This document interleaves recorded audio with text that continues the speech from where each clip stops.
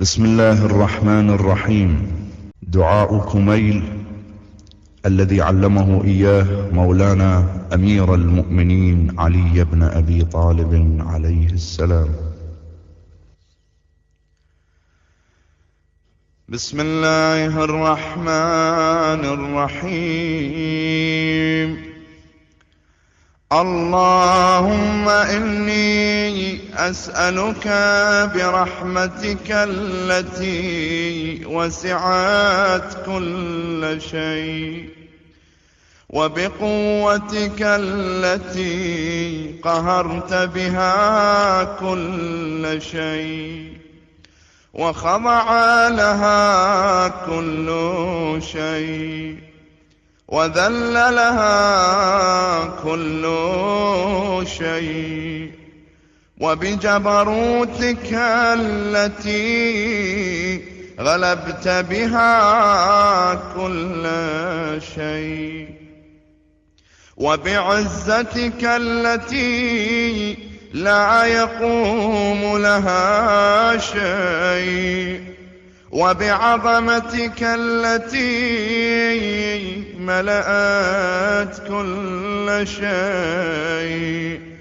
وبسلطانك الذي على كل شيء، وبوجهك الباقي بعد فناء كل شيء، وبأسمائك التي ملأت أركان كل شيء، وبعلمك الذي أحاط بكل شيء، وبنور وجهك الذي أضاء له كل شيء.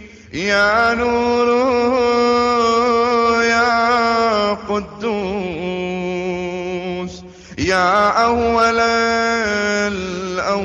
الأولين ويا آخر الآخرين.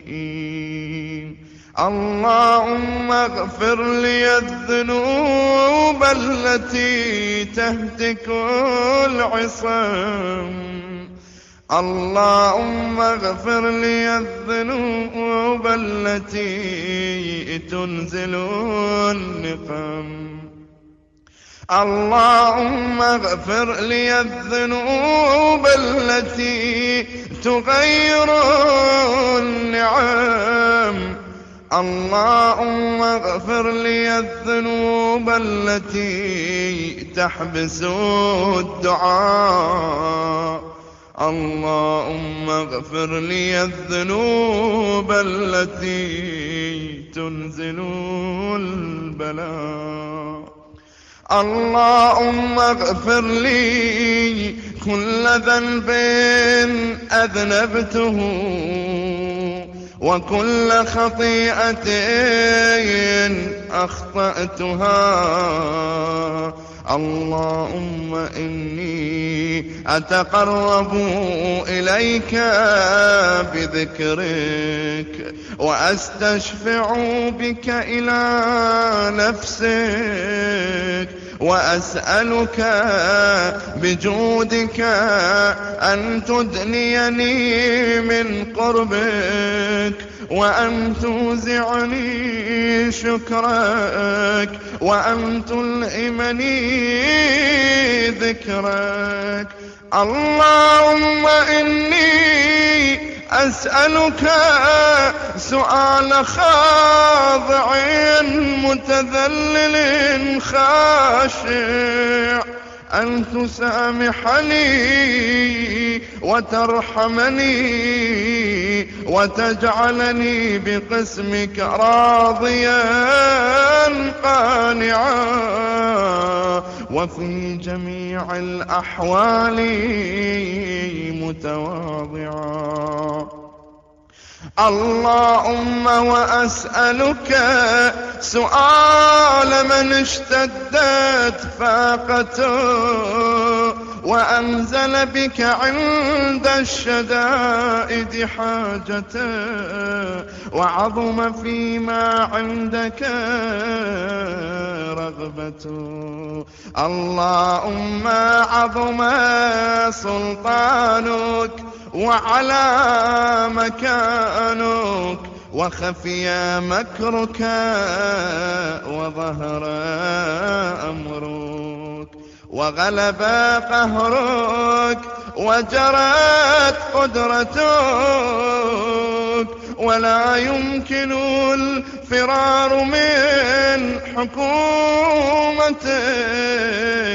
اللهم لا أجد لذنوبي غافرا، ولا لقبائحي ساترا،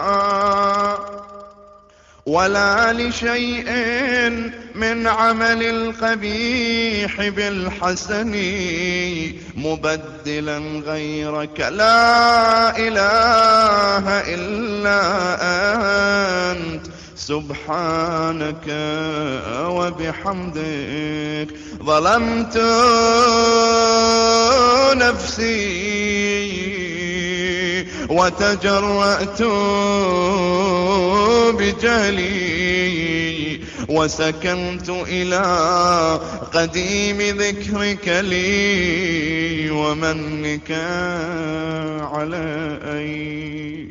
اللهم مولاي كم من قبيح سترت، وكم من فادح من البلاء أقلت، وكم من عثار وقيت، وكم من مكروه دفعت، وكم من ثناء جميل لست أهلا له نشرت. اللهم عظم بلائي وأفرط بي سوء حالي، وقصرت بي أعمالي، وقعدت بي أغلالي، وحبسني عن نفعي بعد أملي، وخدعتني الدنيا بغرورها، ونفسي بجنايتها ومطالي يا سيدي.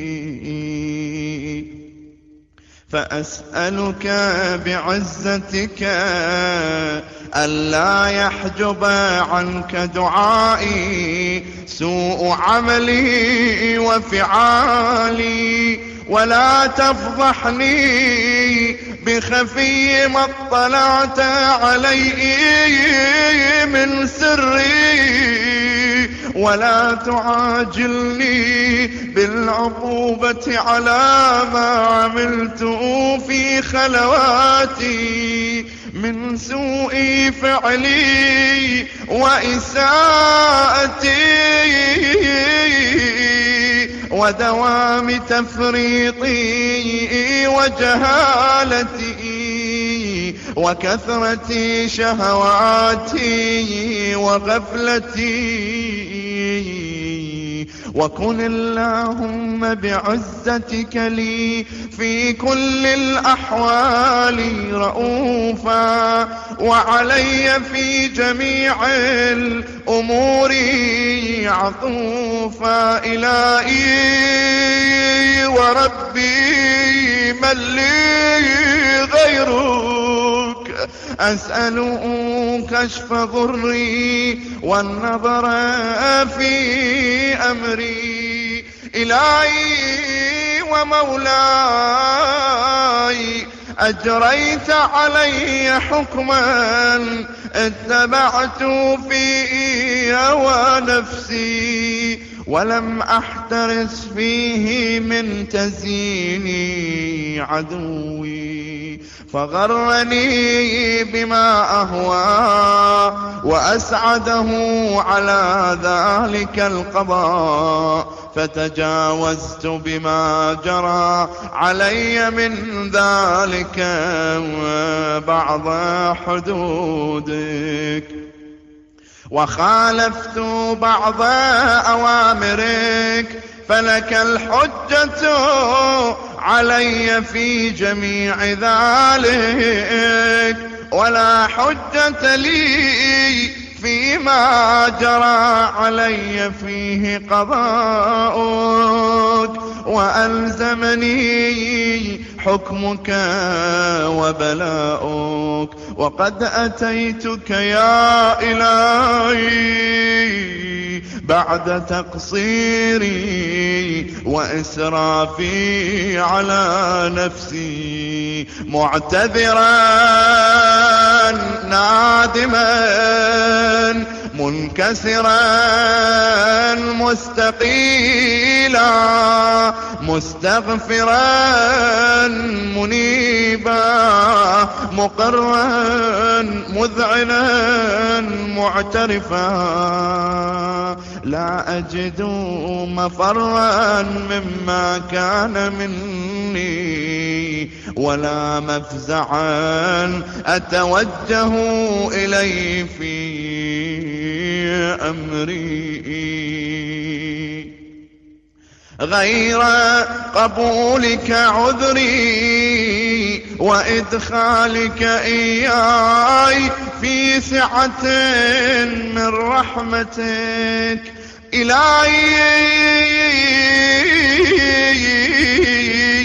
فاقبل عذري وارحم شدة ضري، وفكني من شدي وثاقي.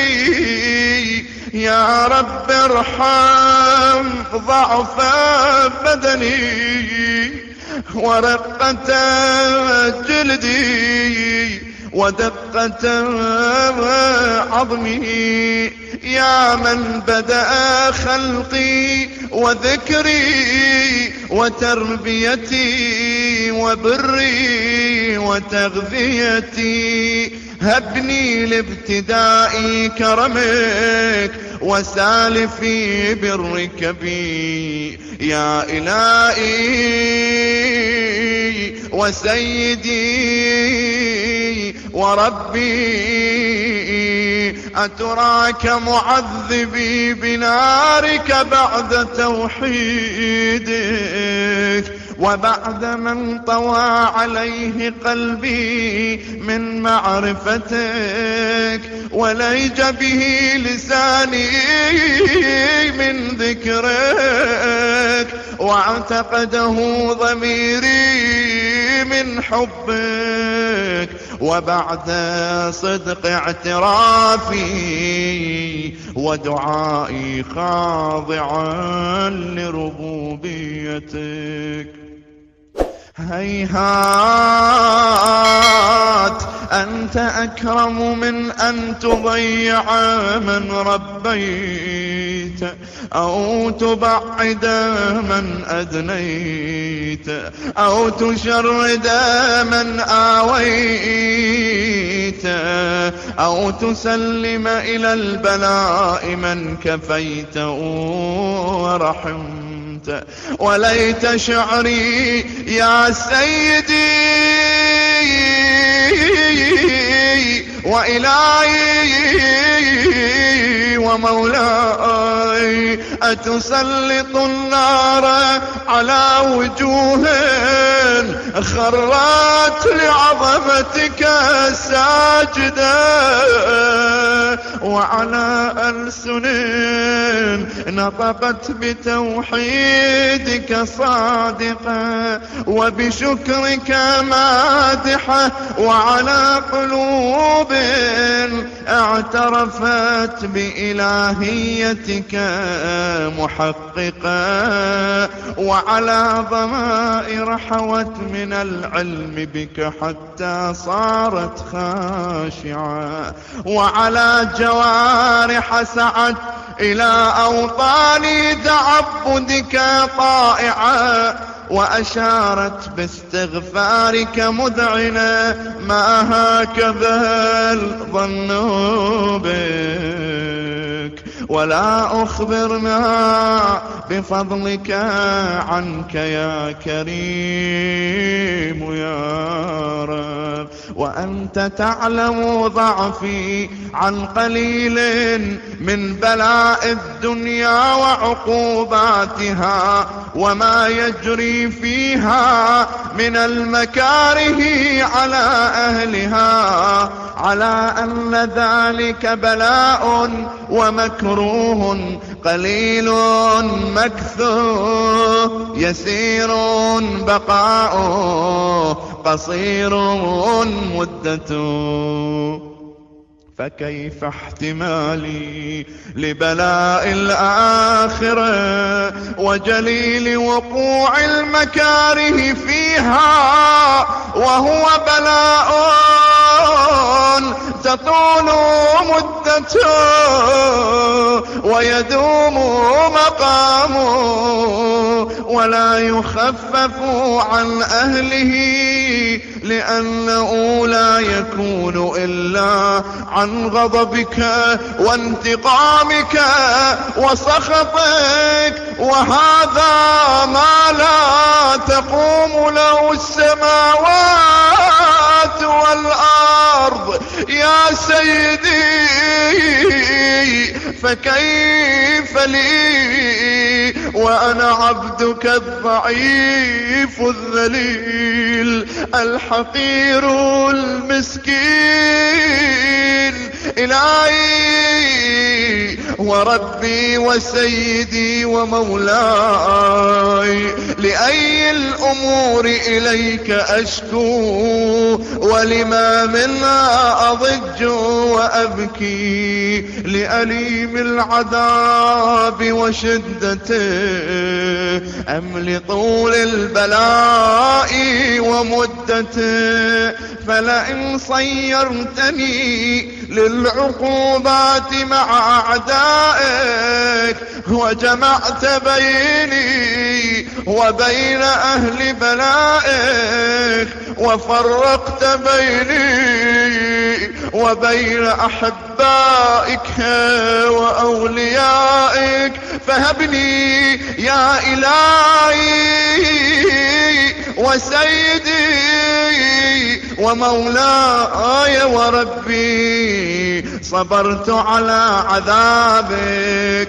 فكيف أصبر على فراقك، وهبني صبرت على حر نارك فكيف أصبر على النظر إلى كرامتك، أم كيف أسكن في النار ورجائي عفوك. فبعزتك يا سيدي ومولاي أقسم صادقا لئن تركتني ناطقا لأضجن إليك بين أهلها ضجيج الآملين، ولأصرخن صراخ المستصرخين، ولأبكين عليك بكاء الفاقدين، ولأنادينك أين كنت يا ولي المؤمنين، يا غاية آمال العارفين، يا غياث المستغيثين، يا حبيب قلوب الصادقين، ويا إله العالمين. أفتراك سبحانك يا إلهي وبحمدك تسمع فيها صوت عبد مسلم سجن فيها بمخالفته وذاق طعم عذابها بمعصيته، وحبس بين أطباق أطباقها بجرمه وجريرته، وهو يضج إليك ضجيج مؤمل لرحمتك، ويناديك بلسان أهل توحيدك، ويتوسل إليك بربوبيتك. يا مولاي، فكيف يبقى في العذاب وهو يرجو ما سلف من حلمك؟ أم كيف تؤلم النار وهو يأمل فضلك ورحمتك؟ أم كيف يحرقه لهيبها وأنت تسمع صوته وترى مكانه؟ أم كيف يشتمل عليه زفيرها وأنت تعلم ضعفه؟ أم كيف يتقلقل بين أطباقها وأنت تعلم صدقه؟ أم كيف تزجره زبانيتها وهو يناديك يا رب؟ أم كيف يرجو فضلك في عتقي منها فتتركه فيها؟ هيهات، ما ذلك الظن بك ولا المعروف من فضلك، ولا مشبه لما عاملت به الموحدين من برك وإحسانك. فباليقين أقطع لولا ما حكمت به من تعذيب جاحديك، وقضيت به من إخلاد معانديك، لجعلت النار كلها بردا وسلاما،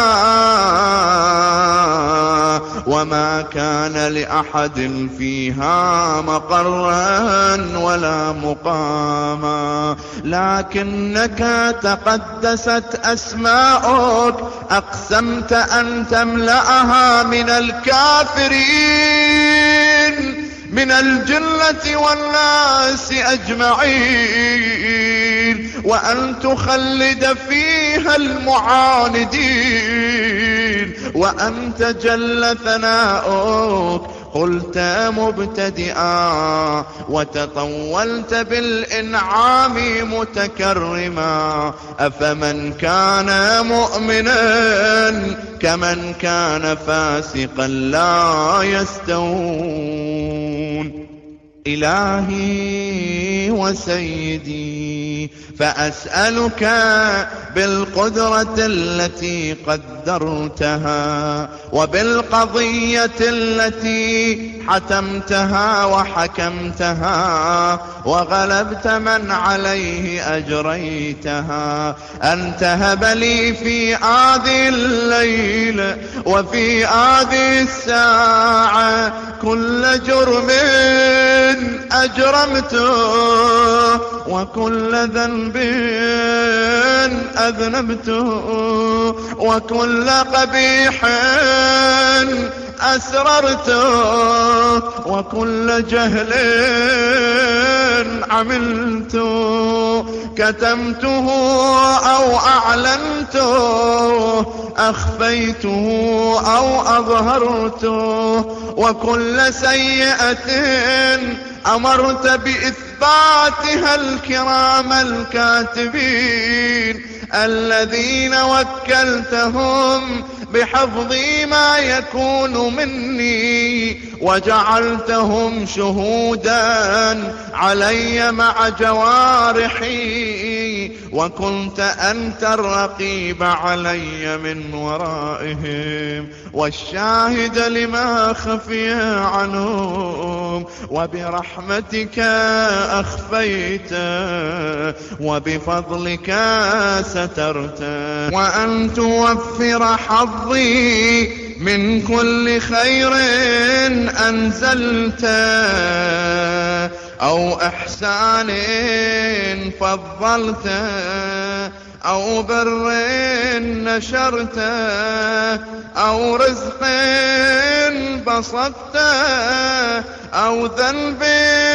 تغفره أو خطأ تستره يا ربي يا ربي يا رب يا إلهي وسيدي ومولاي ومالك رقي يا من بيدي ناصيتي يا عليما بضري ومسكنتي يا خبيرا بفقري وفاقتي يا ربي يا ربي يا رب أسألك بحقك وقدسك وأعظم صفاتك وأسمائك أن تجعل أوقاتي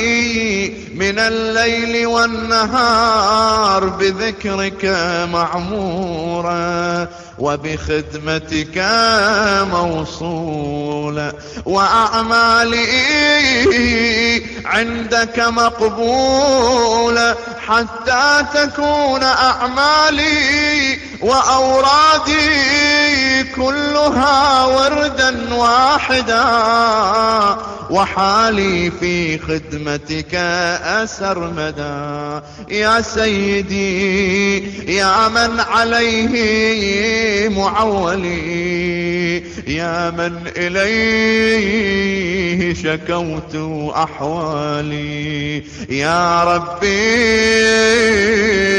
يا ربي يا رب قو على خدمتك جوارحي واشدد على العزيمة جوانحي وهب لي الجد في خشيتك والدوام في الاتصال بخدمتك حتى أسرح إليك في ميادين السابقين وأسرع إليك في المبادرين وأشتاق إلى قربك في المشتاقين وأدنو منك دنو المخلصين وأخافك مخافة الموقنين وأجتمع في جوارك مع المؤمنين اللهم ومن أرادني بسوء فأرد ومن كادني فكد واجعلني من أحسن عبيدك نصيبا عندك وأقربهم منزلة منك وأخصهم زلفة لديك فإنه لا ينال ذلك إلا بفضلك وجد لي بجودك واعطف علي بمجدك واحفظني برحمتك واجعل لساني بذكرك لهجا وقلبي بحبك متيما ومن علي بحسن إجابتك وأقلني عثرتي واغفر زلتي فإنك قضيت على عبادك بعبادتك وأمرتهم بدعائك وضمنت لهم الإجابة فإليك يا ربي نصبت وجهي وإليك يا ربي مددت يدي فبعزتك استجب لي دعائي وبلغني مناي ولا تقطع من فضلك رجائي واكفني شر الجن والإنس من أعدائي يا سريع الرضا اغفر لمن لا يملك إلا الدعاء فإنك فعال لما تشاء، يا من اسمه دواء وذكره شفاء وطاعته غنى. ارحم الرأس مالي الرجاء وسلاحه البكاء، يا سابغ النعم يا دافع النقم، يا نور المستوحشين في الظلم، يا عالما لا يعلم. صل على محمد وآل محمد وافعل بما أنت أهله. وصلى الله على رسوله والأئمة الميامين من آله وسلم تسليما كثيرا.